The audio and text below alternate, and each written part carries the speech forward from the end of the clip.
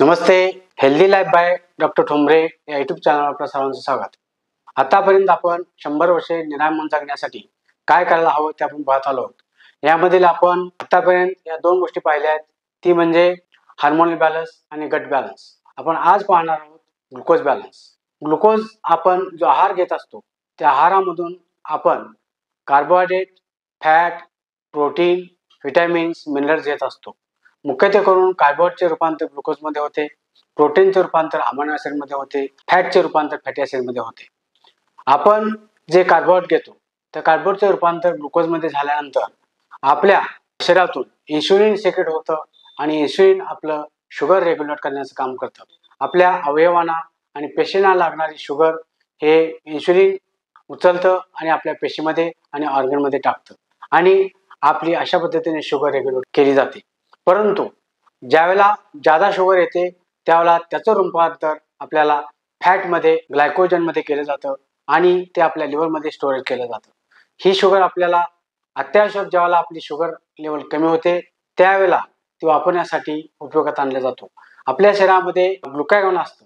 ते ग्लुकागॉन ज्यावेळेला आपल्या शरीरामध्ये शुगर कमी पडते त्यावेळेला ह्या ग्लायकोजनचं व फॅटचं रूपांतर पुन्हा आपल्या ग्लुकोजमध्ये केलं जातं आणि ज्यावेळेला आपल्याला शुगर लेवल कमी होते त्यावेळेस सुद्धा आपल्या शरीरामध्ये शुगर रेग्युलेट केली जाते. महत्त्वाची गोष्ट म्हणजे आपण जे कार्बोहायड्रेट खातो त्या कार्बोहायड्रेटमध्ये आपण असं कार्ब खाल्लं पाहिजे की ज्यामध्ये शुगर आपली फास्ट वाढली नाही पाहिजे. आपण हे जे कार्बोहायड्रेट खातो त्या कार्बोहायड्रेटमध्ये जे ग्लुकोज आहे ते दोन पद्धतीचं आहे, ते म्हणजे सिंपल कार्ब आणि दुसरं म्हणजे कॉम्प्लेक्स कार्ब. सिंपल कार्ब हे आपल्या शरीरामध्ये ग्लुकोजची शॉर्ट चेन आहे, त्यामुळे इमिजिएट ग्लुकोज तयार करतं आणि ते आपल्या शरीरामध्ये वापरलं जातं. दुसरी गोष्ट, आपल्या शरीरामध्ये जे कॉम्प्लेक्स कार्ब आहे ते कॉम्प्लेक्स आहे, ते लॉंग ॲक्टिन आहे, त्याची शुगरची लॉंग चेन आहे.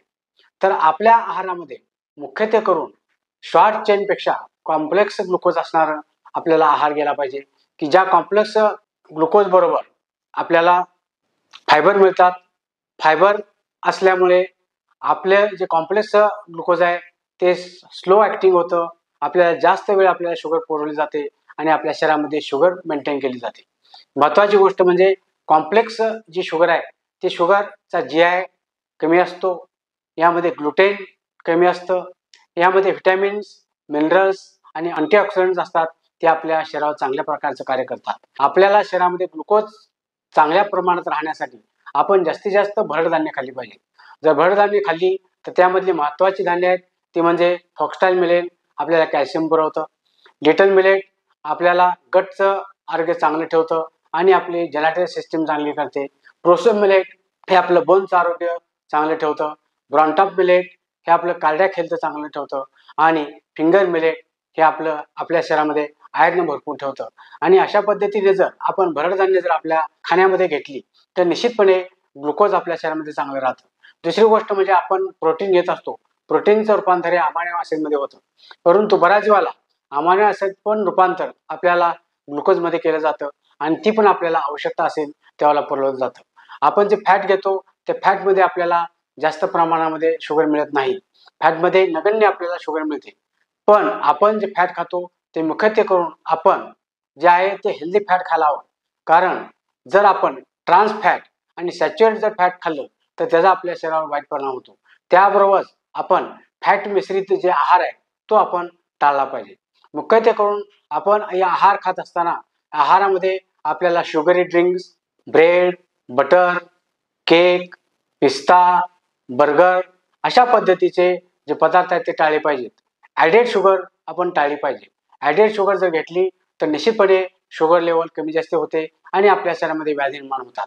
जर ग्लुकोज बॅलन्स आपला कमी झाला तर आपल्याला हायपोग्लायसेमिया होतो, जास्त झाल्या तर हायपरग्लायसेमिया होतो आणि एकूण अशी आपली जर शुगर फ्लक्च्युएट होत राहिली तर आपल्याला आजार निर्माण होतात. ते मुख्यत्वे करून म्हणजे वजन वाढणे, ब्लड प्रेशर वाढणे, हृदयरोग, त्वचारोग, दंतरोग, सांधेदुखी, किडनीचे आजार, कॅन्सरसारखे आजार आणि आपल्या शरीराची एकूणच इम्युनिटी सुद्धा कमी होत असते. त्यामुळे आपण सगळ्यात महत्त्वाची गोष्ट म्हणजे जे असं पदार्थ आहेत ते टाळले पाहिजेत आणि आपल्या शरीरामधली शुगर आहे ते आपण मेंटेन करायला पाहिजे.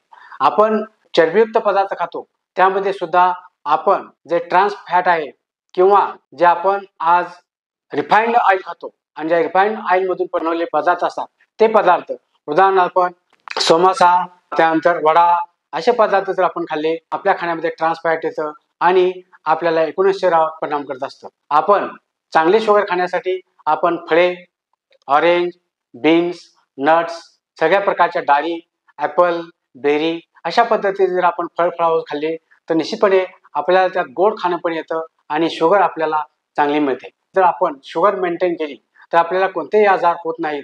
शुगर मेंटेन ठेवूया आणि शुगर मेंटेन ठेवली तर त्यासाठी आपल्याला प्रोटीन, कार्बोहायड्रेट, फॅट हे योग्य मात्रेमध्ये घेऊया आणि आपली हेल्थ चांगली ठेवूया. अशा पद्धतीचा जर आपण करत राहिलो तर निश्चितपणे आपलं आरोग्य चांगलं राहील. आपल्याला हा व्हिडिओ आवडला असेल तर लाईक करा. काही शंका असतील तर कमेंट बॉक्समध्ये कमेंट टाका आणि अशाच पद्धतीचे व्हिडिओ पाहण्यासाठी आमचे चॅनल सबस्क्राईब करा. धन्यवाद.